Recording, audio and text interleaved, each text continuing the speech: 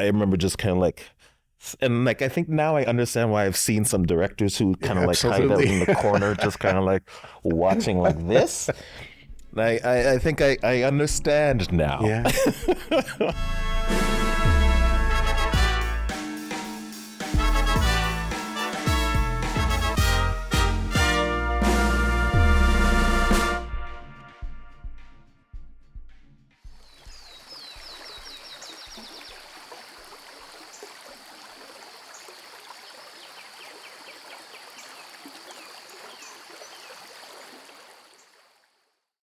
Hello, my name is Dean Gabourie, and I'm here speaking today with André Sills, who's the director of Get That Hope, which is written by Canadian playwright Andrea Scott. How are you doing today? Doing good. Good. Yeah. Day after the first dress rehearsal. Yes.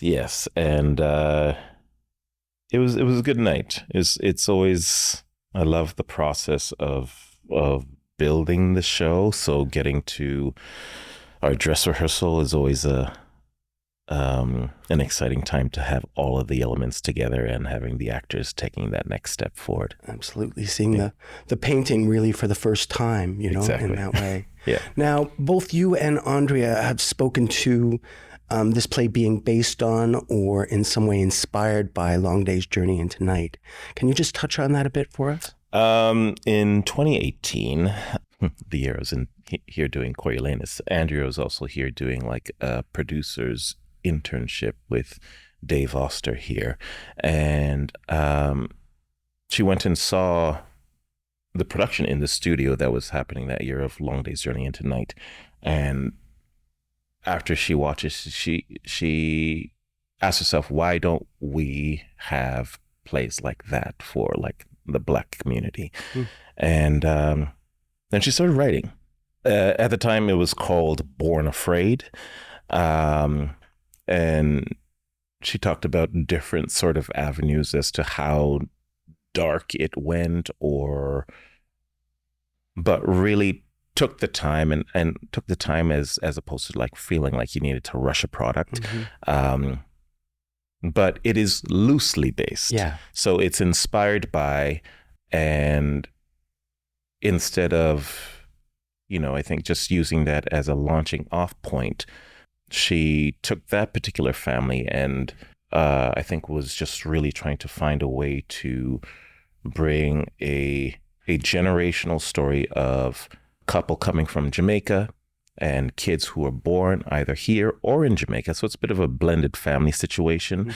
And whereas the Tyrones, they have the drugs and alcohol that really, I think, sends them down a particular spiral. Our play isn't relying on that. I'm not saying that Long Day's Journey relies on the drugs or the alcohol, but I think sometimes we look for an excuse as to why a family can be, is it problematic, the word? Right. As opposed to just being a family. And, I think a family in their own home has their own sort of way in which they work, as opposed to how a family is outside of their home. So everybody has their own sort of dynamic, and we are watching this particular family over the course of a day, as opposed to a slew of different scenes of different months at a time. We're just watching this one day. And I think the same thing with the Tyrones is you're watching this one day and seeing how this particular family spirals in its own sort of journey. We're seeing how the whites find their way through Jamaica's Independence Day, living in downtown Toronto. Right. Yeah. And there is a very Toronto-centric element to it. And because it takes place in Little Jamaica, beloved Little Jamaica. How does that manifest in the play? I mean, there's the art element of it. Yeah. But how is that kind of given it its roots? Well, I guess one of the rooting points of our play is just the construction. The Metrolinx TTC construction that is happening outside and has been happening for years, and tearing apart the neighborhood. So one of the things that I found that was really interesting about doing our show in the studio is how do we bring that outside world to life? And I think with the formation of the studio, of having the audience basically all around us in the thrust, we have an opportunity to use them as the windows into the outside world. And another thing too is like, one of the things I was saying to my designer earlier on is that what is happening outside is also happening inside. So there are parallels between the destruction of the neighborhood outside and what is happening inside with this family. And because there's one of the challenges I think for my actor, and I'll get back to the set a little bit too. One of the challenges for my actors is that this play doesn't really have much in the way of setup. Like we wake up one morning and the family goes, and it's there's things that get answered along the way, but we just show up, we go, and we see the family dynamic hit immediately.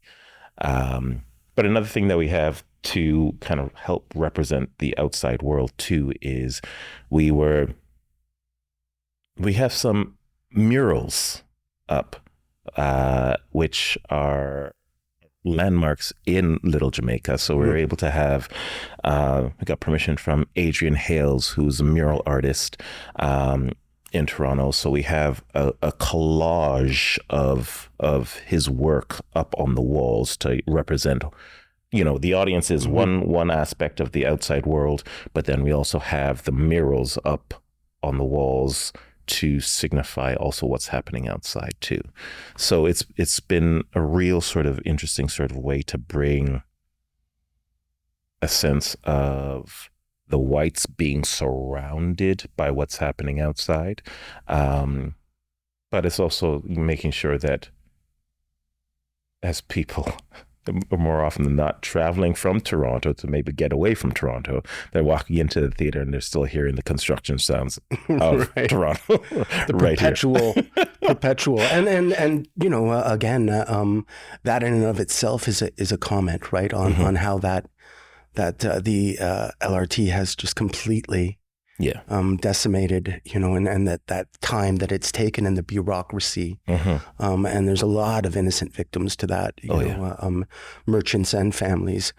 And I love that idea of the outside being inside, because, we think we're protected by these walls, but the osmosis still happens in that. And I just find it so interesting because there's such a long history with the festival and the play Long Day's Journey, and some of the iconic actors who've been in that play, right, and taken part in that, and that this is a new, an evolution of that I think is very timely and very appropriate for this place at this moment. Well, yeah, and especially since this is this play's premiere, and looking over the years, my first season here was when they did Harlem Duet. That wasn't its premiere, so it had a life before coming to the festival, and then doing Death and the King's Horseman on the New Patterson, also a play that has had a life elsewhere before coming here. So to take a shot on this play is on this Caribbean inspired, Jamaican inspired play by a Jamaican playwright, is a first for the festival. So it's not something that I necessarily take lightly, so it's making sure that we are really stepping up to the plate and showing really stepping up to the plate, so that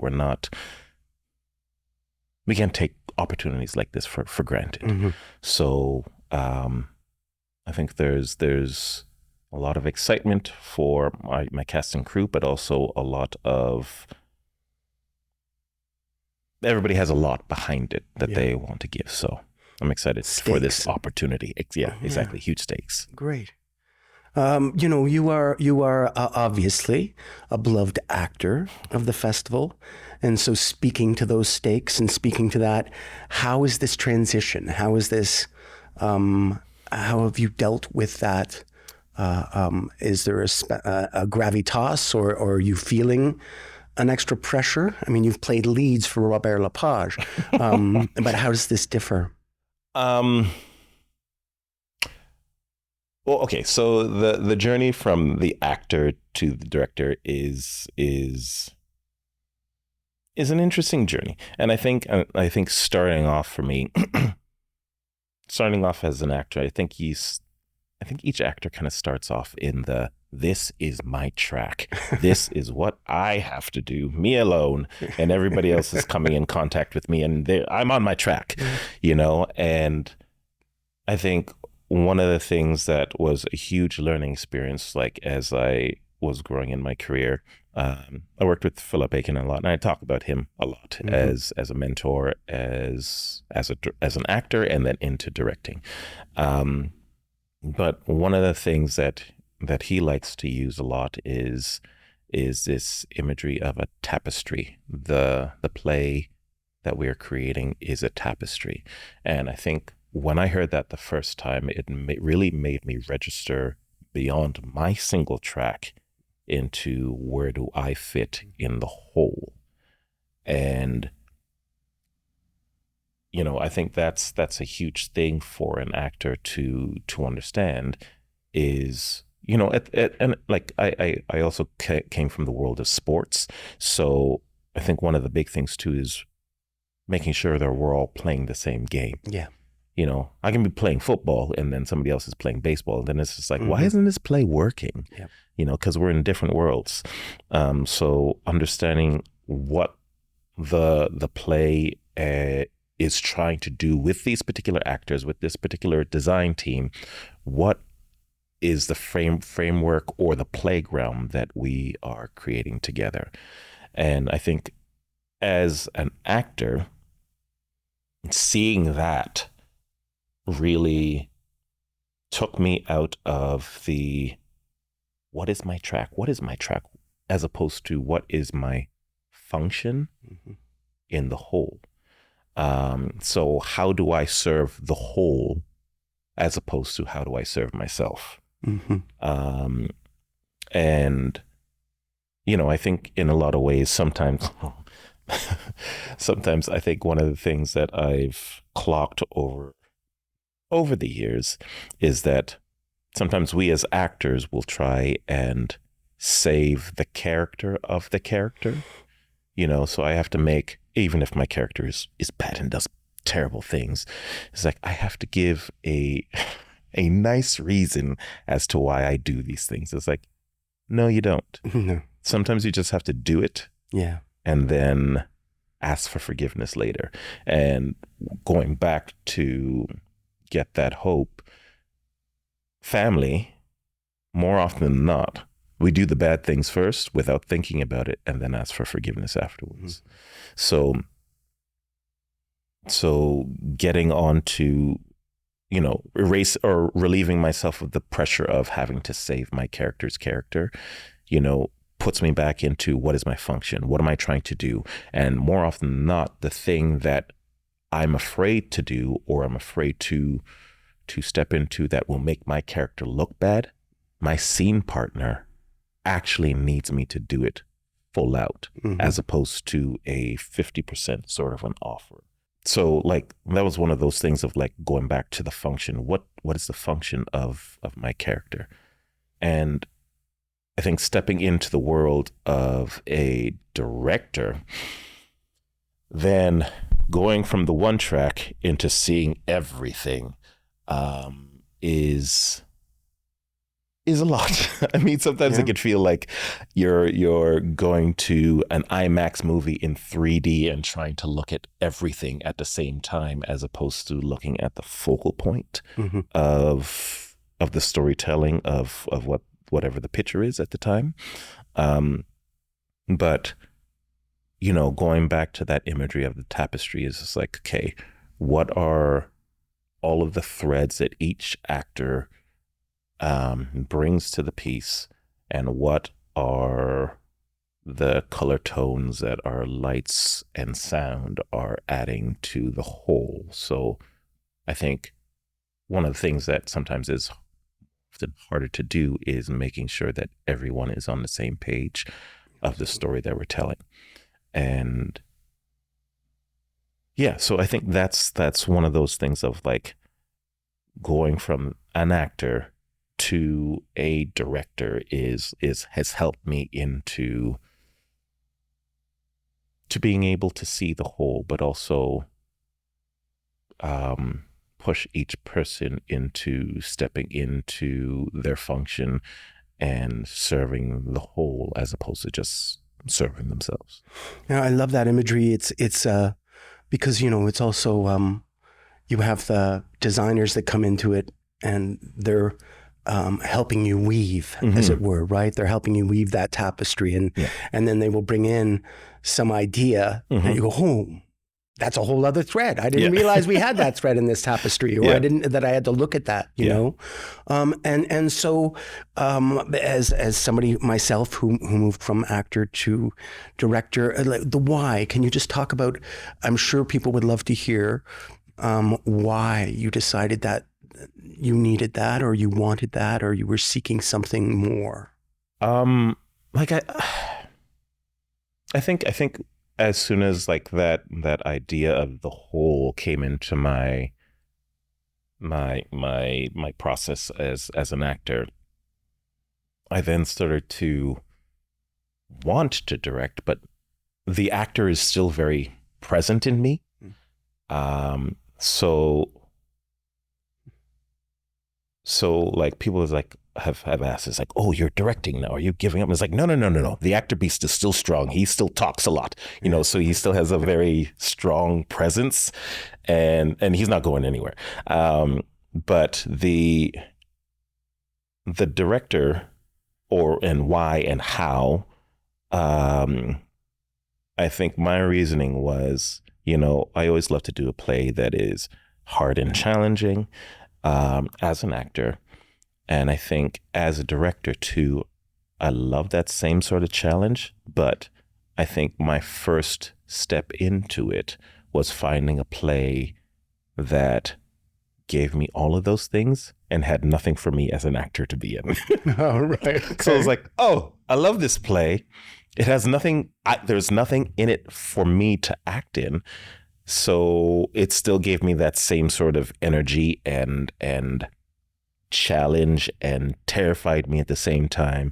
And I was like, that play, I always look at plays like, can I do this? I don't know, but let's try. So seeing that one, which was Brandon Jacob Jenkins' Gloria, there was nothing in it for me as an actor. And I was like, but the whole play as a whole was just like, that's a challenge I want, and I want to take that on.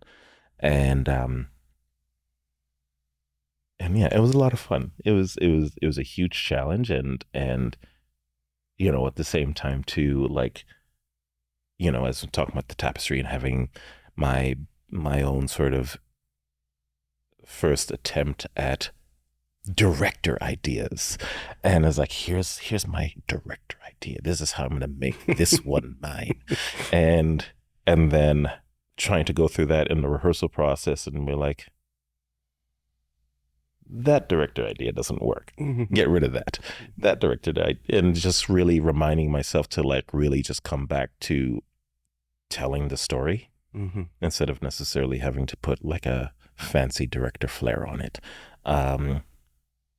So yeah, I think that was my start was finding a play that had nothing for me to be in, but was still just as energized to put on. And then you went to the next was the Royale? The Royale. The Royale. And this is another sort of Philip Bacon opportunity. Okay, so stepping back, Gloria. One of the things I think that I've always held close is keeping your mentors close. So when we were rehearsing Gloria, I think either right before we hit our tech week, I invited Philip Aiken to come in and watch her run. And, brave. Well, you know, I was just like, I want to learn. And I think the athlete in me has always been like, you know, when the coach yells at you, he's giving you the information that you need to know. And like, I've always known this about Philip, is that like, he won't let me get away with anything. And as an actor, I love that, because he's going to demand the best of me. And that's what I want. And, you know, because as an actor, I have an idea, but I can't see the whole. So having that outside eye is really important. And having him come in that particular day to see where we're at. And then it was him who saw my director ideas. He was like, what was that moment there? And I was like, well, this is the idea. And he's like, oh, well, maybe in tech, you might have some time to figure that out. And I remember at that time being like, hey, stage manager, how much time do we have in tech? And then getting the actual answer is like, we're cutting that. Yeah. We don't have time. Yeah. So it was just a good sort of reality check. And it's like, okay, I have a certain amount of time and let's focus on what's important. That like I had him come in for that, and he came back on opening and he was able to see the progress of it. And then the Royale, he was supposed to direct. Okay.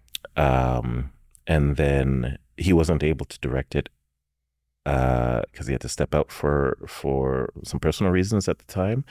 And so he called me 4 weeks before day one of rehearsal. And he's like, hey, so here's this play, which I had never read at that time. But he said, I think you would be a good fit for it. Are you game? And I read it. I said, yes. And, you know, so I inherited a cast, I inherited a design team, and really went to work over the next 4 weeks before flying out to Edmonton. And, you know, and I think one of the things too that's been really helpful is that we were doing the Royale on the McLab stage, which is basically like a mini festival theater, which is like, it's almost identical, just without, in the audience, there's no balcony. So, you know, the dynamics of the thrusts and the voms and all that sort of stuff was something I was familiar with. And, but like the one thing I kept saying with that play, because it's a play about boxing, and I kept saying it would be so much easier to do it on a pros. Oh yeah. But to put it on that stage in the thrust demanded a different level of focus and a different level of movement that might allow a little bit more stillness in the pros. But because of being on the thrust, it demanded movement. And I don't know, it was an interesting sort of challenge of seeing how to put it to work and, again, get that particular tapestry in order. So that happened like out of the blue. And was not expecting it, but it was a great opportunity. And obviously you hit it out of the park, to use another sports metaphor. I know your game is rugby, but you know, you know, it obviously it went really well. And as I, you know, mentioned, I was an actor and turned director. And as will not surprise anybody, I was a bit of a ham and had absolutely no nerves whatsoever. On opening nights as an actor and as a director, I simply die 1,000 deaths. How is that for you? How is the difference in that tension? Oh God, like, okay, so as an actor, I like to take a look at what the rehearsal process is, and I like to get to a certain point before we get to tech where I feel like I'm able to play and, you know, I'm ready for anything. As a director, trying to give the same thing to your actors, but then like when I was doing Gloria, like, and that's my same sort of mindset leading up to that. But then as soon as we got to the first preview and sat down in the audience, I all of a sudden got nervous. And like, as you said, like I, with the prep as an actor, getting to that sort of spot before an audience comes or before tech happens, I feel like I'm ready. That's where I need to be. But as the director, when that audience came in that first time, I started to freak out because it was then that I realized that for the next however long the show is, I can't do anything. Yeah. You know, I just have to watch, and it's up to them to take it. And so, I don't know. I remember just kind of like, and like, I think now I understand why I've seen some directors who kind of like hide out in the corner, just kind of like watching like this. I think I understand now. Yeah. Well, for me anyway, it can move into a bit of slow motion, right? And I remember the first time I ever directed, it was 2 one-acts, and there was a character that was in both plays, and they connected the plays, but there had to be one set change in order to accomplish the change from the first set to the second set. Yeah. And it didn't happen. Oh. And I literally felt myself getting up from my chair going, I'm going to move that damn table. I'm going to go. And my father, who happened to be at the show at that time, literally put his arm across and like sat me down again and said, no, that's not your thing. That's not your thing anymore. That's their thing. They're going to have to figure that out, but it's the control element or the loss of control. Well, and I think going back to sports is very much like the coach off the sidelines wants to be like, come on, come on, get him.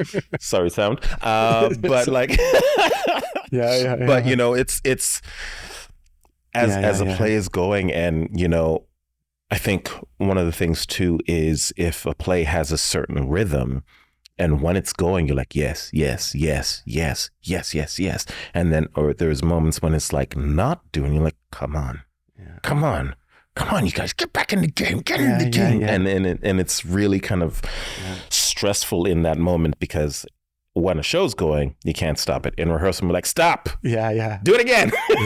And when it's going, it's kind of like, it's got that, the roller coaster, the cartoon roller coaster that goes off the track and and then goes back on and goes, and you're like, thank God. Okay, it's back on. Yeah. But it really is. You're like, wait a minute. And slow motion running, chasing the show in a way, right? And trying to, but, and sometimes it's that old, hark, I hear the cannon roar joke where you're like, oh my God, who's laughing? Oh, it's an audience. Yes, I'm sorry. I've been so used to this all in my own little world. Now you're here and you're interrupting my thoughts. But like that's the one thing right now with Get That Hope is we've had the Dress 1 and we have our Invited/Dress 2 tomorrow, and then first preview on Sunday. You'll see this later on, and this will already have happened. But just waiting for that last character. I'm saying with the audience being the outside world, we're waiting for them to inform the story for us. Absolutely. And and you really, the painting ain't done until they're there, right? Yeah. And that's it. And then they have their own kind of thing as well. Yeah. And it's so interesting, because when I saw 12th Night, directed by another actor turned director, Shauna McKenna. The one thing that I noticed was, boy, does that person know how to work that thrust stage and all of the dynamic of that thrust stage. Yeah. And you must have the same relationship with that. Like you understand what that dynamic is for an actor to be immersed in the audience like that. And it must inform your directing. I as an actor, I'd never acted on the thrust stage. So my lessons came from Richard and Anthony. And, right. But how is that? Oh yeah, definitely. Like it's, I think having played on it, you start to see how it works and where you need to be. And it's a weird thing as soon as you see a director who's worked on a proscenium a lot and try to treat the festival or Patterson or studio like it, you automatically see it in your eye, and it's like something's not right. Mm-hmm. The spacing is wrong, and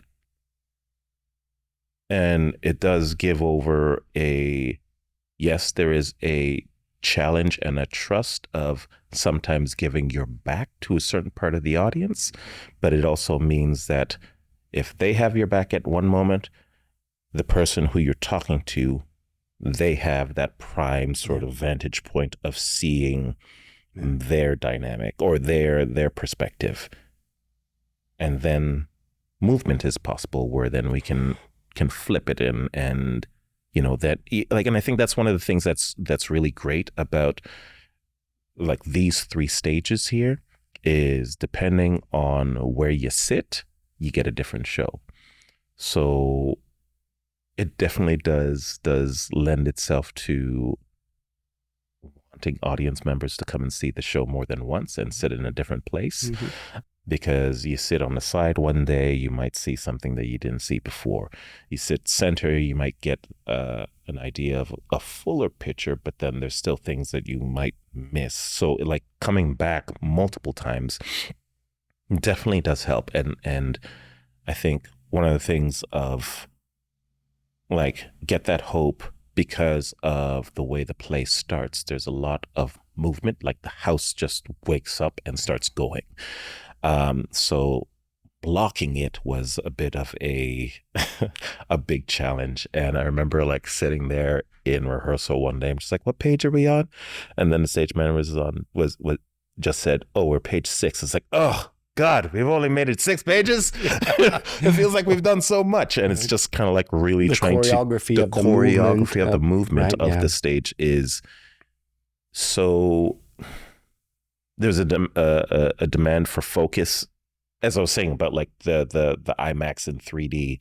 You need your focal point, mm-hmm. and really trying to figure out the choreography of where people go and where they need to be, and trusting at the same time too with the angles of the stage, and even with set, even when you're going back to crafting the playground with your set designer. And, we have a couch, and at one point the couch was facing the audience. I was like, well, let's take a risk and put the back of the couch mm-hmm.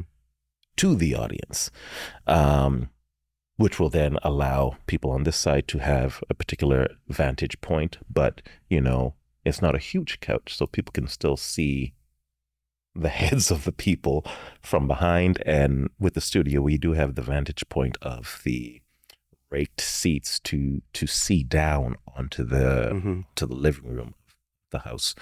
But yeah, I don't know. It's having the history of working on these stages definitely gives you a bit of better insight how to step out and help other people move within it. Mm-hmm. Mm-hmm. I actually, when Anthony came to see The Goat, I mm-hmm. actually said, did you notice my diagonals? Did you see my diagonals? Those are all yours. They're all yours. That's what I learned from you. Because, when I first started, we were just kind of obsessive, right? Yeah. With the diagonals, and Michael Langham's kind of like that. But it's true, right? It is the dynamic of that stage. And to work on that stage, you have to understand how those things work. Yeah.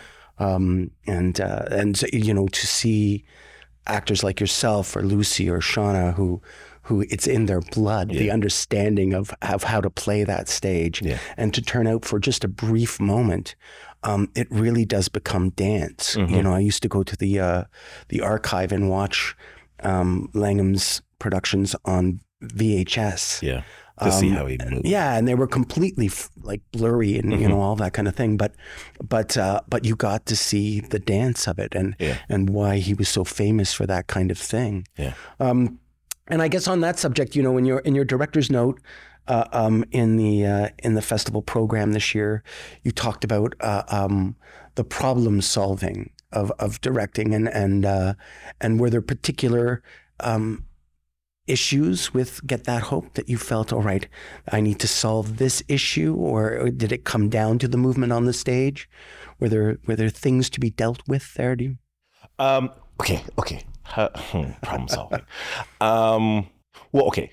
Flashing back a couple years ago, what year is that? 2019, doing Glass Menagerie at the Sills Festival. We had a Eastern European director who came in, and I think because of his English being a second language, as he was looking at Tennessee Williams, there were things that I think his brain was having a hard time processing of. There's a lot of problems in the play. And at first he thought that he had to fix them. And I was like, no. No. Don't fix it. Those problems, that's the family. That's the family dynamic. Those problems are our opportunities. And that's where we see the dynamic between Tom and Amanda being like this. And yes, there's love there. We see the draw between Laura and Tom. So seeing the dynamic of everybody together, even with the problems, the play works that way that leads him to run away. When without the problems, then he can just stay. And I think the problem solving in new plays or things like, even like with this new play, Andrea's been very generous and such with our process. The play, we had a workshop back in November, and I think sometimes actors will be like, there's a problem in here that needs to be fixed. And I'm like, no, right, we don't need to fix it. And it's like, but the audience is like, don't worry about them. Don't worry about them. Yeah. We play it. We can have an understanding of what's happening within this family dynamic. And this problem, or whatever problems that we are having, is part of maybe this family's trauma, or there are opportunities within those problems. So I think that's where I look at like problem solving, and there's the odd little word change here and there, and just like there's a little bit there that, and I think that's one of the things too with like a new piece getting onto its feet for the first time, where Andrea was saying, like, she's had this play in her head for such a long time, but now that it's in our hands with these new actors, putting it on, seeing where there might have been an initial moment of tension release at a very heightened moment. It's like, we don't need that. Right. That's not the moment for that. So let's keep that tension there, because one of the things I'm also realizing, or I've clocked over the years, is that something I've told my cast is that unintentionally, the audience is always looking for a way out. And if we give them the opportunity to take that out, they'll take it for sure. So we want to find a way to keep them in and keep the tension and electricity there the entire time until we give them permission to breathe and have that breath. And then they walk out with it, right? They walk out with the problem, and they have to solve the problem themselves, right? It's Howard Barker, the playwright, always talks about the play as being, the grain of sand in the oyster's gut that creates the pearl, right? But if you answer all the questions, then the audience is not participating, really, I find. And also lets them off the hook, where they can, watch a show, get invested, and then be like, oh, it's all been tied up and wrapped up, so we're good. Now, what do you want to drink, guys? As opposed to keeping that tension alive right up until the end, and then the play's done, people leave and continue to talk about it. And I think that's a type of theater that I really like to do. And like, I think that keeps me going back to like either working with Philip on Master Harold and the Boys or Peter Hinton on An Octoroon, people leaving the theater talking about it, either talking about the pain of what these two black men dealt with in Master Harold and the Boys, or the onslaught of stuff coming at them in An Octoroon, where it forces people to have an opinion, maybe leave at intermission, or if they stay right up until the end, then having to leave to really contemplate what they've seen, and then really give them an opportunity to have an opinion as to why they liked it or not. And I'm okay with hearing people say they don't like a show. I'm more interested in saying I think we can still do an amazing show theatrically or whatever. And if an audience member says, I didn't like it, if it's not about the acting or the lights or sound or anything like that, if they're saying they didn't like it based on the story because the story challenged them, then that's a different thing. Yeah, absolutely. That's a different thing, because that means it's actually stuck with them and they're going to leave talking about it for either a couple weeks or so. And it's all of the theater makers you mentioned, Philip and Hinton, and Hinton was one of my very early mentors. Yeah. And always, you always walk out of a Hinton production asking questions and debates and discussions and all of those things, right? Yeah. that are really essential to what we do. Yeah. And I know myself. I don't like to talk about a show immediately after. I don't like to, let's go to, I want to go for a walk and have a think about it, really, and carry it with me for a while before I kind of solidify anything. Yeah. And it kind of drives me nuts when people are dissecting a show at the intermission, and I always go for a walk. And last year with Casey and Diana, I couldn't be around anybody. I was just so emotional, and that I thought going into that the quilt room would have been like, there was no way, Yeah. Although I would have adored that kind of communion. Yeah. I was not in no shape to take that on, Yeah. And I think that's a really special thing when a piece of theater can move you on that level. Yeah. And I think that is a challenge of theater.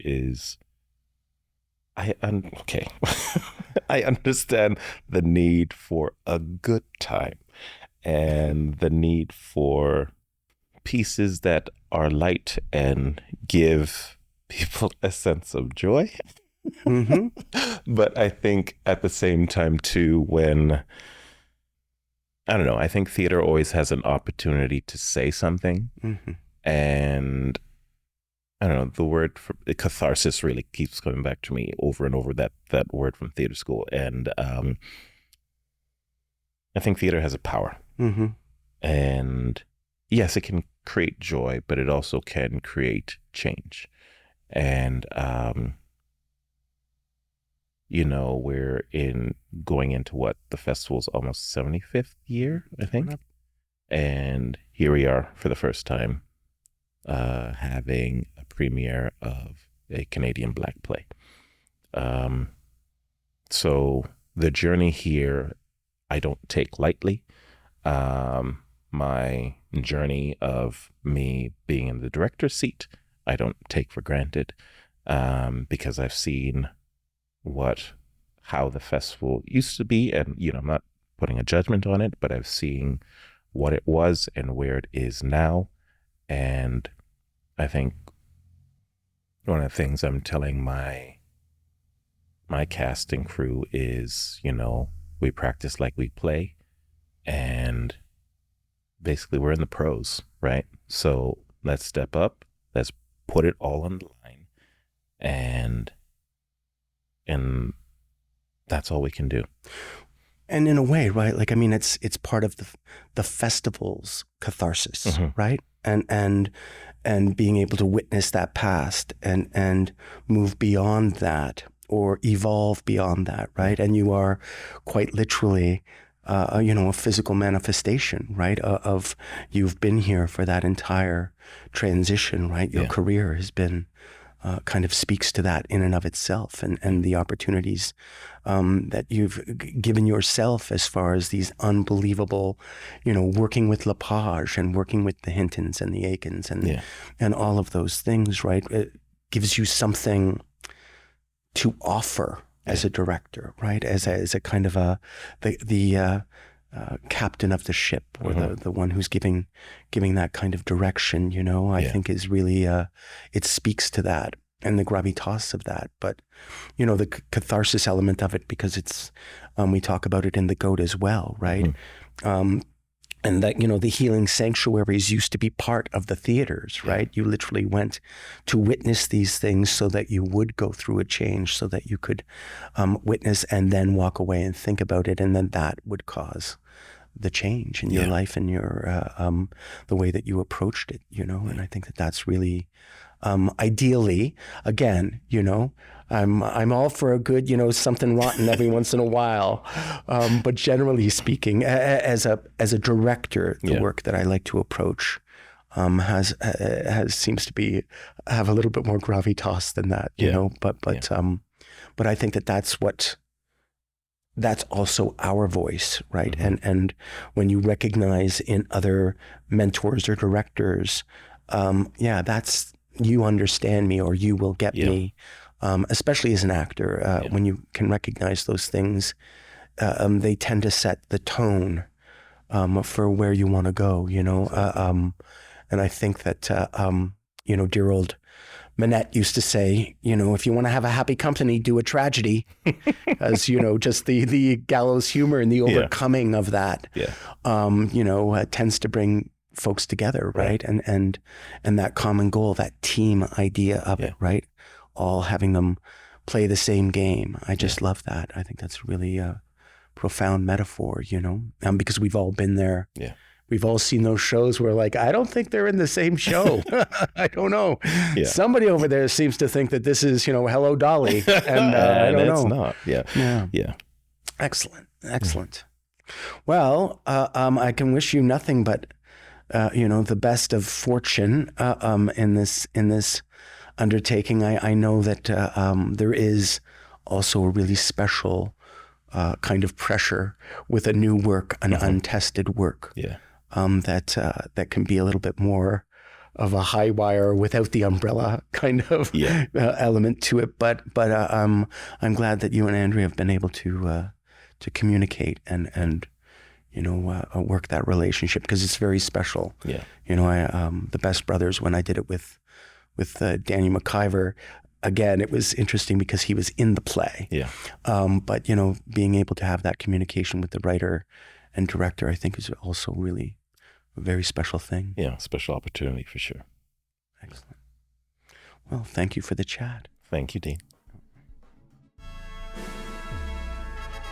He wanted to examine what are the limits of the patriarchy.